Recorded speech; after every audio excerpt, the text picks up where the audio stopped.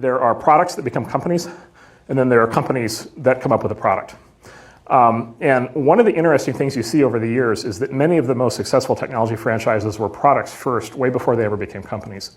And so just in my own experience, Netscape was a research project, was based on a research project at the University of Illinois that we had worked on for 3 years prior. In fact, the team had come together at Illinois before we started Netscape. Microsoft, Bill Gates, and Paul Allen were like deep into PCs early on before they even thought there was a software business. Apple, Jobs and Wozniak built the first Apple sort of as hobbyists. More recently, Mark Zuckerberg had Facebook running out of his dorm room, way before he ever thought of starting a company. And then my other favorite example is Twitter. Twitter was a side project at a company called Odeo, and Odeo wasn't working.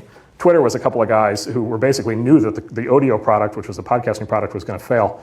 And so they were frustrated and unhappy, and so they started the side project Twitter, and it just started to take off.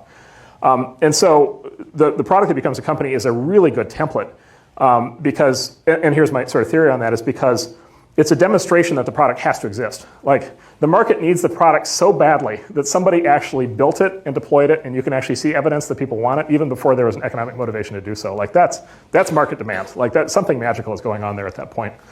We see a lot of failure cases, which is smart entrepreneurs sitting around saying, I really want to start a company, and now let's go try to figure out something interesting and good to do. And it's very easy in that process, we found, to kind of fool yourself into believing that there's a market and that there's a need.